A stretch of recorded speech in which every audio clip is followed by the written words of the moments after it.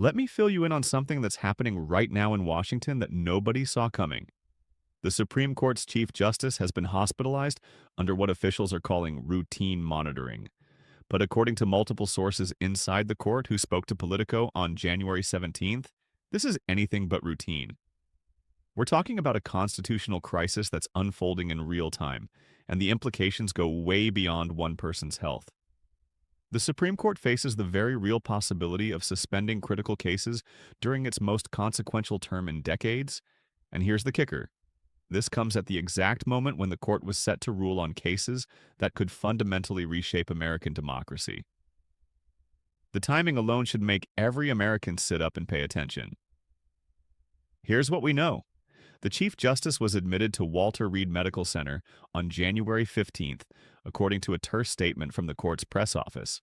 CBS News reported on January 16th that the hospitalization lasted 48 hours, significantly longer than any previous health-related absence in the justice's tenure. Court observers told CNN on January 17th that this marks the first time in over 3 decades that a sitting Chief Justice has required emergency medical attention during an active term.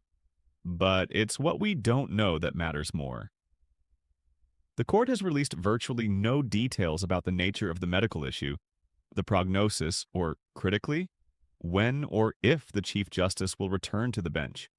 Legal analysts speaking to MSNBC on January 18th noted that this level of secrecy around a Chief Justice's health hasn't been seen since the 1980s, and back then, it led to serious questions about the court's ability to function.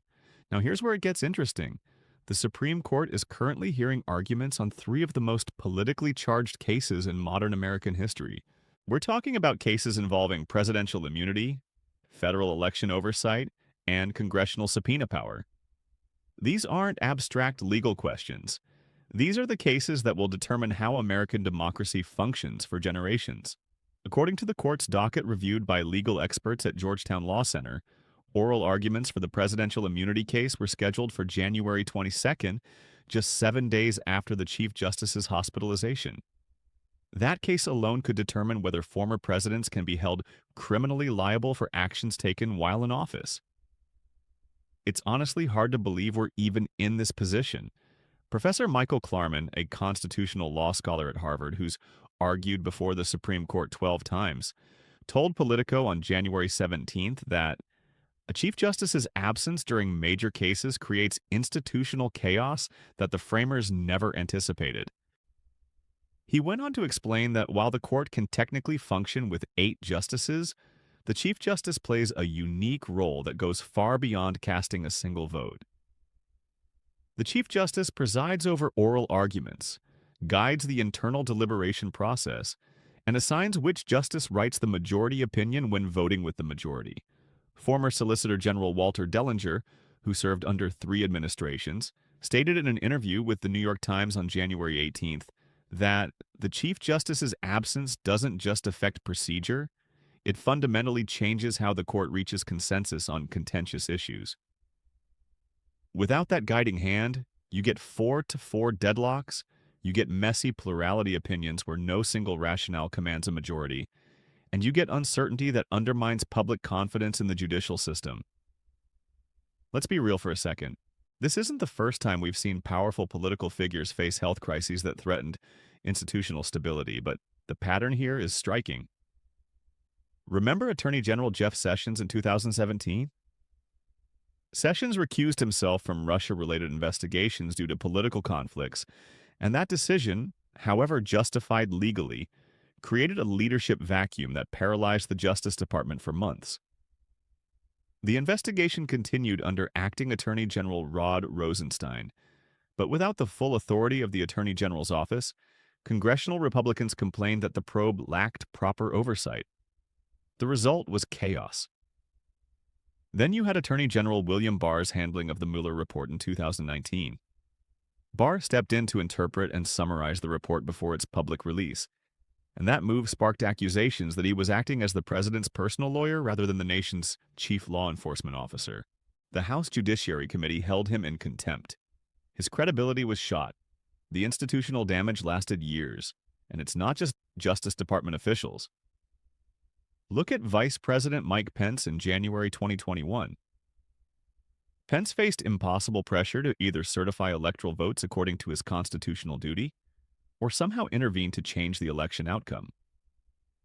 Constitutional scholars at Yale Law School told CNN at the time that Pence had no legal authority to reject certified state electoral votes, but political pressure mounted anyway. Pence ultimately performed his constitutional duty, but not before facing threats that required Secret Service protection. The mere suggestion that a vice president could unilaterally overturn an election undermined public trust in the electoral process itself. More recently, we saw Speaker Kevin McCarthy face a similar impossible situation in 2023. McCarthy negotiated a debt ceiling deal to prevent economic catastrophe, but his own caucus turned on him for compromising with Democrats. He became the first speaker in American history removed by a motion to vacate. The Republican House conference was paralyzed for weeks. These aren't random, isolated incidents. They're a pattern of institutional leaders caught in catch-22 situations where following constitutional duty destroys them politically and avoiding constitutional duty destroys the institutions they serve. Now we're seeing it play out with the Supreme Court itself. The Chief Justice faces a choice that isn't really a choice at all. Option 1. Return to the bench before fully recovering. Risk a medical emergency during oral arguments or deliberations, and potentially compromise the court's ability to function if another health crisis occurs at a critical moment. Legal experts speaking to Politico on January 18th noted that justices arguing complex constitutional questions need full cognitive capacity. There's no room for someone operating at diminished capacity when cases this consequential are on the line. But option 2 is equally problematic. Take the necessary time to recover fully, which could mean weeks or months away from the bench, forcing the court to either postpone major cases or decide them with 8 justices and risk 4-4 deadlocks that leave critical constitutional questions unresolved. Federal judges speaking anonymously to Reuters on January 19th described it as an institutional nightmare, where every option carries profound consequences. Think about what a 4-4 deadlock actually means. When the Supreme Court splits evenly, the lower court's ruling stands, but no precedent is set. So, if a federal appeals court in California rules one way and a federal appeals court in Texas rules the opposite way on the same constitutional question, a 4-4 Supreme Court decision leaves that split in place. You end up with different constitutional rules applying in different parts of the country. That's not how American law is supposed to work. Constitutional scholars at Stanford Law School told the Washington Post on January 18th that such splits create legal chaos that undermines the rule of law itself. Citizens in one state have different constitutional rights than citizens in another state. Businesses can't operate across state lines without navigating contradictory legal frameworks. And all of this stems from one person's health crisis and the court's inability to manage it transparently. Here's the kicker about institutional credibility. The Supreme Court's approval rating, according to a Gallup poll released in November 2024, hit a historic low of 40%. That's down from 62% just 5 years earlier. Americans across the political spectrum are losing faith that the court operates independently from political pressure. Now imagine what happens if the court postpones major cases because of one justice's health, or worse, if they rush to decide cases without the Chief Justice's stabilizing influence and produce fragmented opinions that satisfy nobody. Professor Carolyn Shapiro at the Chicago-Kent College of Law told MSNBC on January 19th that every decision the court makes about how to handle this situation will be viewed through a political lens, regardless of the actual reasoning behind it. If the court delays the presidential immunity case, critics will say they're protecting a former president. If they proceed without the Chief Justice and reach a controversial decision, critics will question the decision's legitimacy. The court can't win because the situation itself undermines institutional trust. And it gets worse. Remember that legal challenges are already mounting. A group of constitutional law professors filed an amicus brief with the court on January 16th, one day after the Chief Justice's hospitalization became public. The brief, reported by Politico on January 17th, argues that the court's current practice of providing minimal information about justices' health creates an accountability vacuum that threatens public confidence in judicial decision-making. They're not wrong. The Constitution doesn't specify what happens when a Chief Justice can't perform their duties temporarily. There's no mechanism for temporarily replacing a Chief Justice the way there is for a president under the 25th Amendment. Article 3 gives federal judges lifetime tenure during good behavior, but doesn't address incapacity. This constitutional gap means we're making it up as we go, and that's exactly when institutional norms matter most.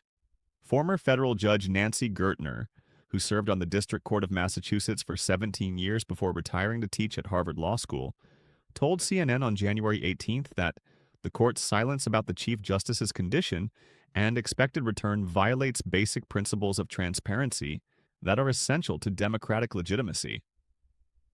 She pointed out that when President Reagan underwent surgery in 1985, the White House provided detailed medical updates and temporarily transferred power to Vice President Bush. When Justice Ruth Bader Ginsburg faced multiple health challenges, she was transparent about her diagnoses and treatment plans. The current opacity around the Chief Justice's hospitalization represents a step backward in institutional accountability. It's honestly hard to believe that in 2026, with all the lessons we've learned about institutional transparency, we're still operating under this level of secrecy. Conservative legal scholars are raising alarms too, and that matters. When Judge J. Michael Luttig, a conservative jurist who served on the Fourth Circuit Court of Appeals and was considered for Supreme Court nomination by Republican presidents, speaks about institutional integrity, people across the political spectrum listen. Luttig told the New York Times on January 19th that the court must prioritize its institutional credibility over any individual justice's privacy concerns when major constitutional cases hang in the balance. He went on to argue that the American people deserve to know whether the Chief Justice will be able to participate fully in cases involving presidential immunity and election oversight. Luttig's not some liberal activist. He's a conservative legal icon who clerked for Justice Antonin Scalia. When figures like that express concern about the court's handling of this situation, it signals that the credibility crisis transcends partisan politics. Now let's talk about what happens next, because the implications here are massive on multiple levels. First, there's the immediate political fallout. Congress is already circling. Senator Sheldon Whitehouse, who chairs the Senate Judiciary Committee, told Politico on January 18th that he's preparing oversight hearings about the Supreme Court's lack of transparency regarding justices' ability to perform their constitutional duties. That's Congress threatening to investigate the court itself. Historically, such moves have been rare and politically fraught. The last time Congress seriously considered investigating Supreme Court operations was during the 1930s when FDR tried to pack the court. That attempt failed spectacularly and damaged FDR's political capital. But the fact that we're even discussing congressional oversight of the court shows how much institutional norms have broken down. Republicans are responding predictably by defending the court's independence from political pressure, but even some conservative senators are expressing private concerns. According to sources who spoke to Fox News on January 19th, Republican senators on the Judiciary Committee are worried that if the court postpones major cases, it will look like institutional paralysis during a crucial moment. These senators are caught in their own impossible situation: defend the court's independence while also demanding it function effectively during cases their constituents care deeply about. There's no clean way out. Second, there are the institutional implications that will outlast this immediate crisis. The Supreme Court already operates without the ethics rules that bind every other federal judge. Lower court judges must recuse themselves from cases where they have even the appearance of a conflict of interest. They must disclose financial holdings and outside income. They face consequences if they violate these rules. Supreme Court justices face none of these constraints. Multiple reform proposals have circulated in recent years: term limits for justices, mandatory retirement ages, expanded ethics rules, even increasing the number of justices to dilute any individual justice's influence. According to a Pew Research poll from December 2024, 58% of Americans support some form of Supreme Court reform, up from 42% just 3 years earlier. This crisis could be the tipping point that turns proposals into actual legislation. Professor Amanda Hollis-Brusky at Pomona College, who studies the Supreme Court and judicial politics, told The Atlantic on January 19th that Major reforms to the Supreme Court have historically followed periods of institutional crisis that made the status quo untenable. She points to the Judiciary Act of 1869, which set the number of justices at 9 after years of political manipulation of the court's size. She mentions the creation of the Judicial Conference in 1922 to improve federal court administration after scandals revealed corruption. The pattern suggests that the court's current crisis could prompt structural changes that reshape the judicial branch for generations. If Congress actually moves forward with term limits or expanded ethics rules, it would represent the most significant change to Supreme Court operations in over 50 years. Third, and perhaps most concerning, are the electoral implications heading into 2026 and beyond. The presidential immunity case directly affects ongoing criminal prosecutions of a former president who's already announced plans to run again in 2028. That case's outcome could determine whether those prosecutions proceed to trial before the next election. If the court deadlocks 4-4 because the Chief Justice remains hospitalized, the lower court ruling stands, but only in that specific circuit. Other circuits could rule differently, creating a patchwork of constitutional interpretations about whether former presidents can be prosecuted. Voters would head to the polls uncertain about basic questions regarding presidential accountability. That's a recipe for election challenges and constitutional chaos. Poll numbers tell the story. A YouGov survey from January 2026 found that 64% of Americans believe the Supreme Court has become too political. When asked whether they trust the court to rule fairly on cases involving presidential immunity, only 35% said yes. These numbers represent a collapse in institutional legitimacy that took decades to build, but just years to destroy. If the court's current crisis leads to postponed cases, deadlocked decisions, or rushed judgments without full participation from all 9 justices, those trust numbers will crater further. We're approaching a point where a significant portion of Americans simply don't accept the Supreme Court's legitimacy. And once you lose that legitimacy, you can't easily get it back. Historical precedent here is sobering. The Supreme Court's credibility took generations to recover from the Dred Scott decision in 1857, which held that Black Americans couldn't be citizens. It took decades to recover from Plessy versus Ferguson in 1896, which enshrined separate but equal segregation. These weren't just bad decisions, they were fundamental failures of constitutional interpretation that undermined the court's moral authority. Right now, we're watching a different kind of credibility crisis unfold, one that stems not from a wrong decision, but from the court's inability to manage its own basic operations transparently and effectively during a constitutional emergency. The damage could be just as profound and just as long-lasting. The next few weeks are crucial, and I mean that literally. The presidential immunity case oral arguments are scheduled for January 22nd. That's 3 days from now, as of this recording. The court has 3 options, none of them good. They can proceed without the Chief Justice and risk a compromised deliberation process. They can postpone the arguments and face accusations of political interference. Or they can pressure the Chief Justice to return before fully recovering and risk another health emergency that makes everything worse.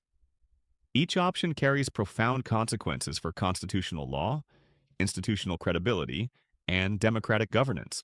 For 250 years, the Supreme Court has been the ultimate arbiter of constitutional questions in American democracy. It survived civil war, depression, world wars, and profound social change.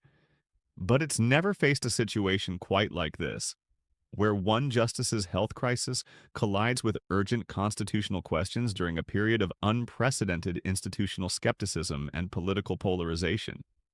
The court's decisions in the next few weeks won't just affect the specific cases before it. They'll determine whether the American people still trust the judicial branch to function independently and effectively in moments of crisis. Stakes have never been higher for an institution that many Americans increasingly believe has lost its way. The Chief Justice remains hospitalized, the major cases remain on the docket, and the constitutional questions remain unanswered. This isn't just about one person or one term. It's about whether our institutions can withstand the pressures of modern politics while maintaining the credibility necessary to govern effectively. We're about to find out.